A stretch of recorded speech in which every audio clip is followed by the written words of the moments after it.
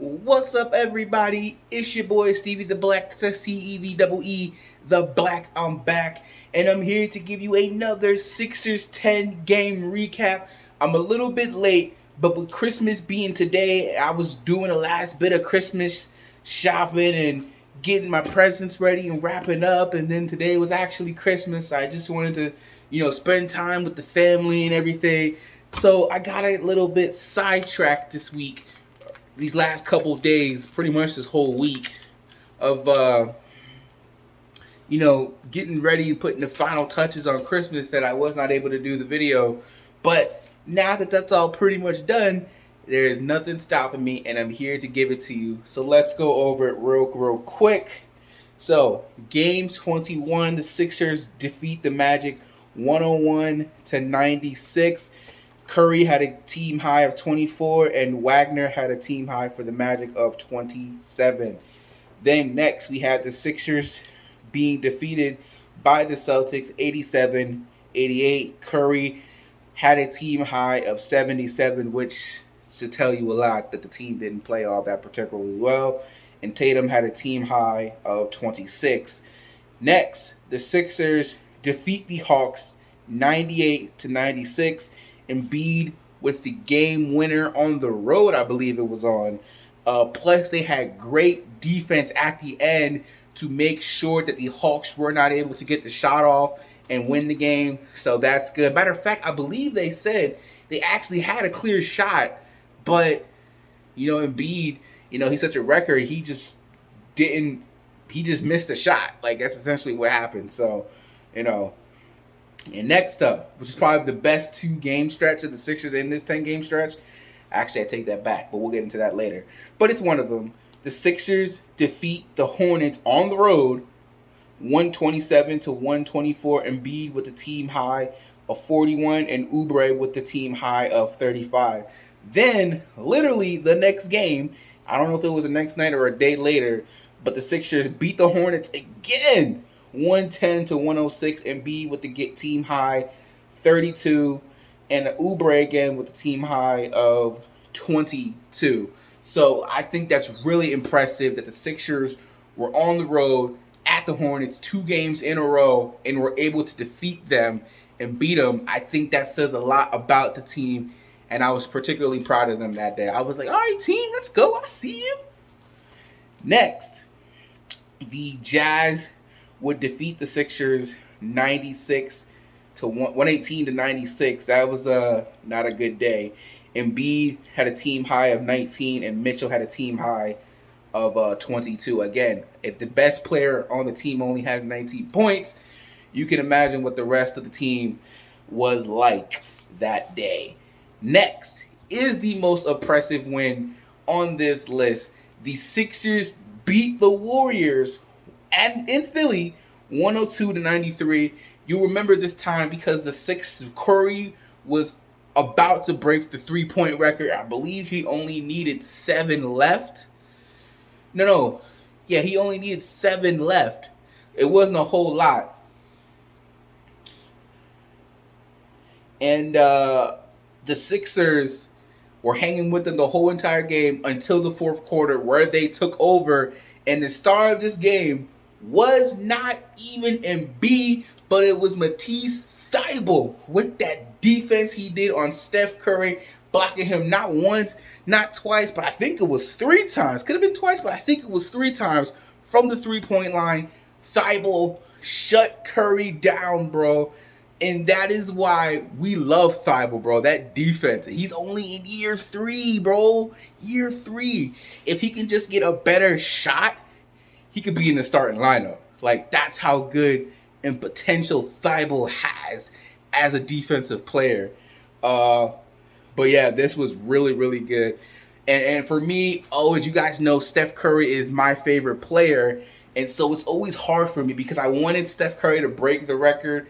But I'm like, just don't break it in Philly, because that's my team, and, it is what it is. But they didn't win, and he didn't get the record. So I'm like, whew, okay, we straight.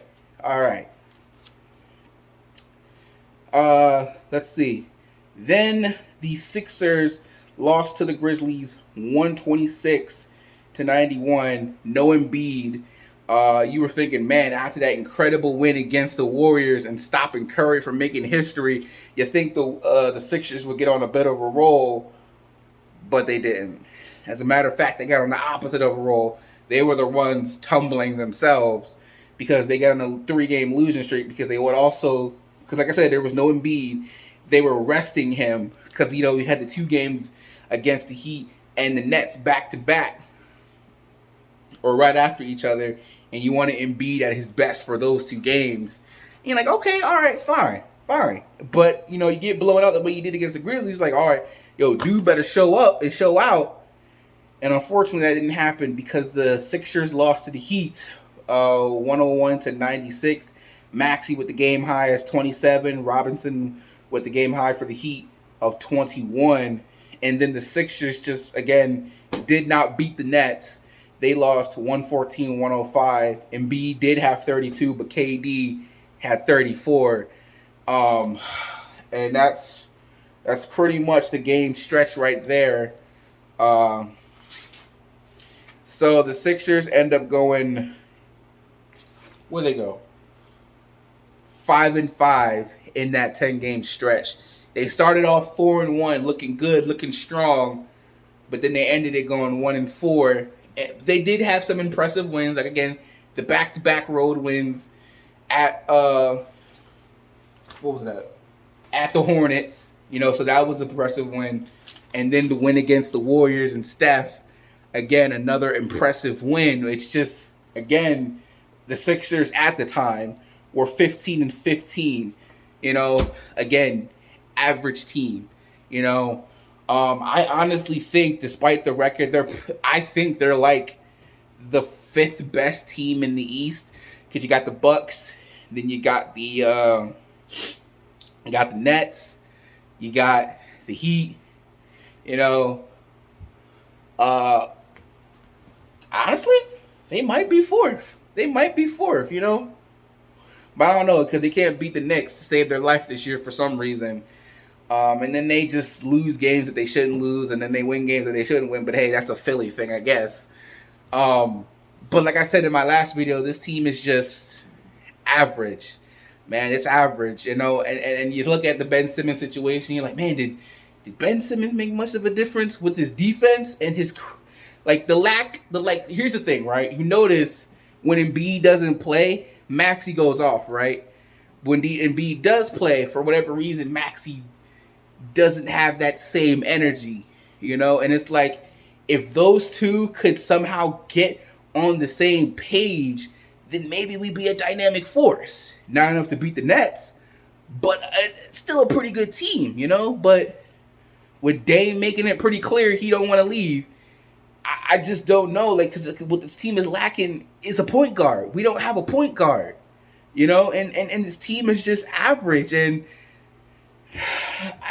I just don't know, man. I don't know what to expect. Maybe they can win a first round matchup, but they'll just be bounced out in the second round again, and this whole thing of, oh, well, we'll do whatever it takes, how long it takes with Ben Simmons, I'm just ready to just get this over with and get something in return. And we're trying to win a championship. And I mean, it's hard, man. It's really hard.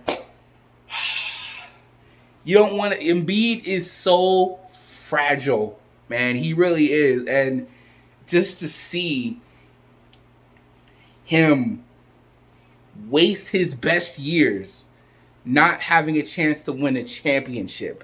I still believe that year that we had Jimmy Butler, that was our best chance to win a championship that year.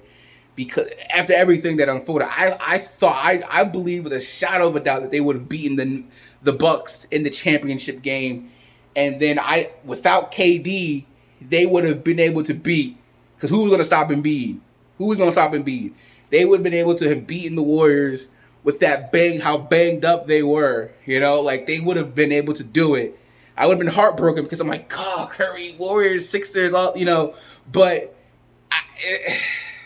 that was their best chance and they didn't take it. Tobias, when you have to rely on him to be the second best player on the team, he's He's not that good. You can't depend on him. And Seth, while I like Seth, trust me, I like Seth. There's a reason dude been bouncing from team to team. There's a reason.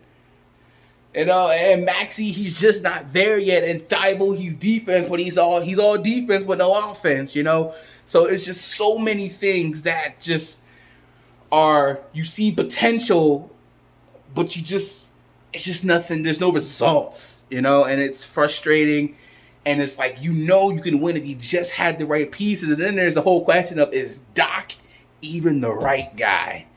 Like, I thought Doc was the right guy, but sometimes Doc be doing things. I'm like, Doc, what are you doing? I